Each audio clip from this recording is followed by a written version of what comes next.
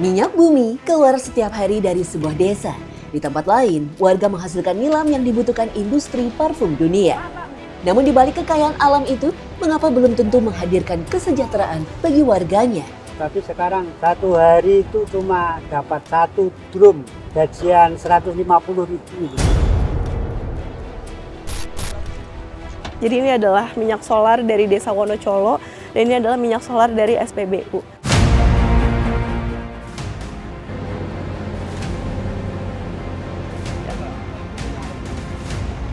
Pulang sekitar Rp150.000 dalam seminggu. Di negeri yang dikenal kaya sumber daya alam ini, bagaimana mungkin orang yang hidup dari minyak justru harus bertahan dengan penghasilan sebesar itu? Pertanyaan itulah yang membawa kami ke Desa Wonocolo, Kabupaten Bojonegoro, Jawa Timur. Selamat datang di Indonesiaku.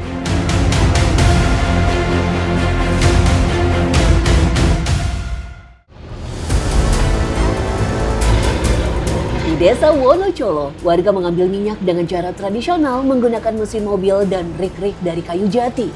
Aktivitas mereka dimulai dari sumur-sumur yang warga sebut sebagai lubang. Jumlahnya mencapai ratusan. Sebagian masih menghasilkan, sebagian lain mulai kehilangan tenaga. Tetapi semuanya menyimpan harapan yang sama bahwa masih ada minyak yang bisa diangkat hari ini. Jadi ini adalah aktivitas pertama dari proses pengolahan minyak di Desa Wonocolo, pusat pertambangan minyak. Jadi pertama-tama ini kita harus memisahkan dulu minyak dari air agar tidak meledak saat dimasak nanti.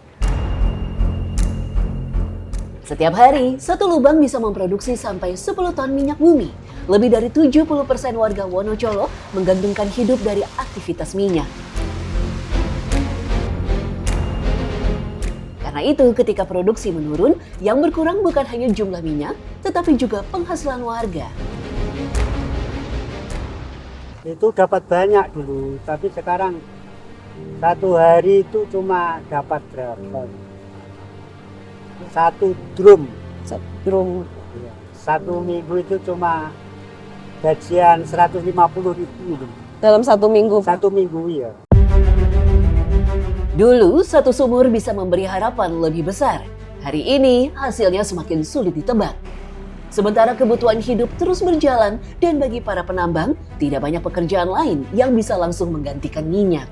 Yang menarik, sebagian peralatan yang digunakan warga ternyata sudah ada sejak masa kolonial Belanda. Artinya, sebelum Indonesia merdeka, minyak dari Wonocolo sudah lebih dulu keluar dari tanah ini. Dan lebih dari 100 tahun kemudian, aktivitas itu masih berlangsung.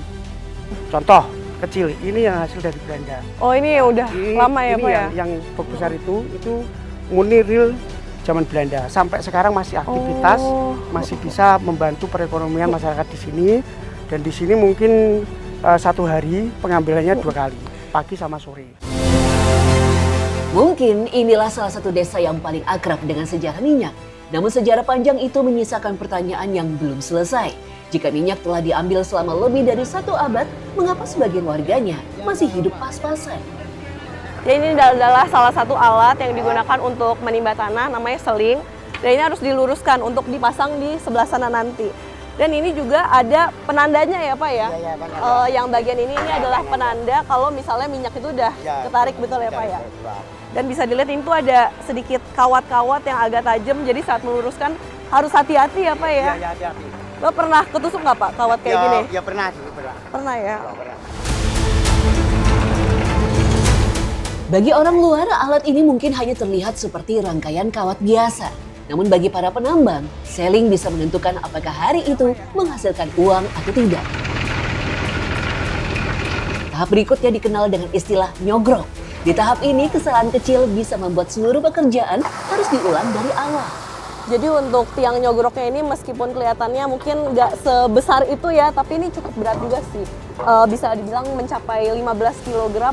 Dan ini tuh meskipun terlihat seperti tahapan yang mudah, tapi justru ini adalah tahapan yang sangat krusial. Karena kalau misalnya tidak dilakukan, nanti minyaknya bisa turun ke bawah dan tidak bisa kami manfaatkan. Gitu kan ya Pak ya? Iya. Setelah berhasil diambil, minyak mentah dibawa menuju tempat penyulingan. Disinilah minyak mulai berubah menjadi sesuatu yang memiliki nilai jual lebih tinggi. Dan disinilah resiko yang lebih besar menunggu. Jadi ini adalah proses penutupan dengan tanah agar uap dari penyulingan minyaknya tidak keluar, karena misalnya jika keluar minyak itu bisa dimasaknya lebih lama yang biasanya membutuhkan waktu 3-4 jam, mungkin akan lebih gitu. Dan setelah dimasak ini minyak akan berubah menjadi solar. Namun yang lebih dikhawatirkan warga bukan soal waktu, melainkan ledakan. Nanti mumbul. Pernah nggak Pak tapi kejadian kayak gitu? Nggak pernah, tapi orang-orang kan sering Sering apa? Meledak itu. Oh, sering meledak ya. Yang namanya pekerjaan apalagi ini secara tradisional Mbak, ya mungkin tingkat keselamatannya kadang kecerobohan ya pasti ada, cuma tidak terlalu fatal. Mungkin contoh kecil ya secara tidak langsung mungkin terjadi kebakaran yang kecil ya wajar lah. Sementara minyak terus dimasak, kehidupan lain berjalan di sekitar area tambang. Di sana, para buruh disuguhi makanan dan kopi oleh Bu Murti, ibu dari salah satu penambang minyak.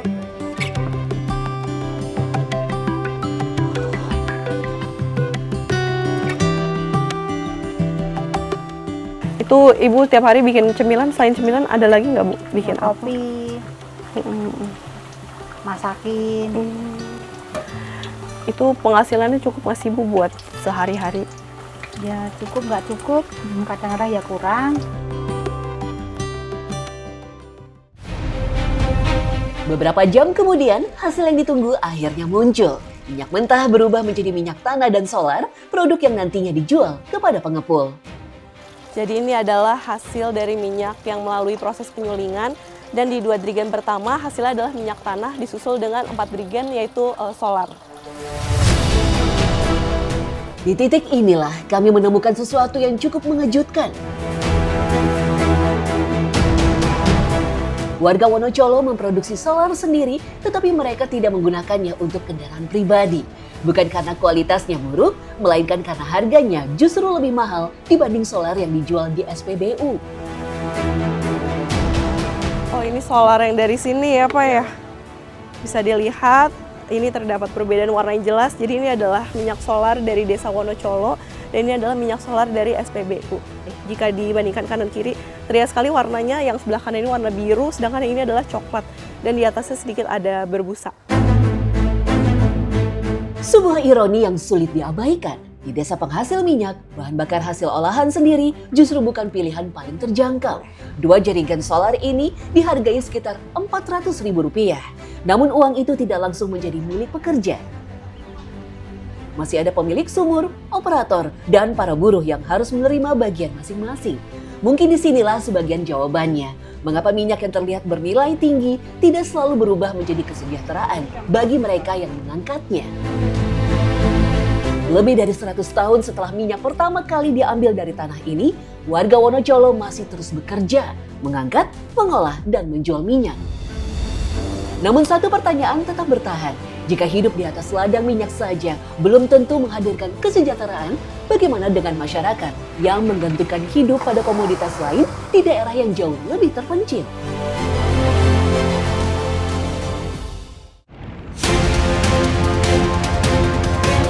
Bisa terbayangkan jika jalannya seperti ini dan kami harus lalui setiap harinya untuk memasuki desa Panggal.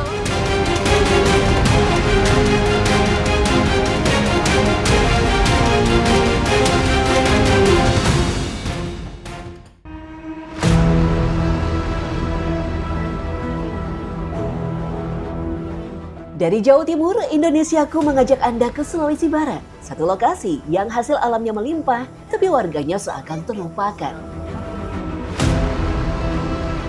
Dibutuhkan hampir 2 jam untuk menempuh perjalanan sejauh 15 km menuju desa Panggalo, Majene, Sulawesi Barat. Bukan karena jaraknya jauh, tetapi karena jalan menuju desa ini seperti tidak pernah benar-benar selesai dibangun oleh alam. Saat hujan turun, jalanan berubah menjadi lubang-lubang besar. ojek yang kami tumpangi harus ekstra hati-hati.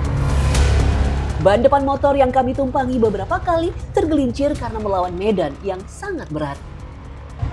Bisa terbayangkan jika jalannya seperti ini dan kami harus lalui setiap harinya untuk memasuki desa Panggalo. Ini akan membahayakan para pengemudi, termasuk saya sebagai penumpang karena ini licin banget. Jalan ini bukan hanya menghubungkan desa dengan dunia luar.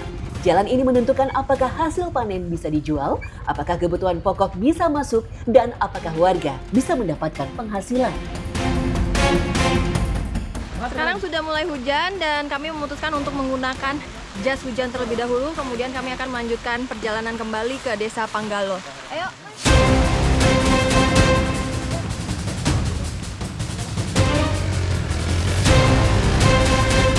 Hujan yang turun mungkin terlihat biasa, namun bagi warga Panggalo, hujan sering menjadi awal dari persoalan yang lebih panjang. Karena ketika jalan berubah menjadi lumpur, hasil panen ikut tertahan. Dan itu bisa menyebabkan penghasilan warga ikut terhenti. Belum lagi, jalan yang berada di bawah lereng pegunungan membuat longsor menjadi ancaman yang terus berulang.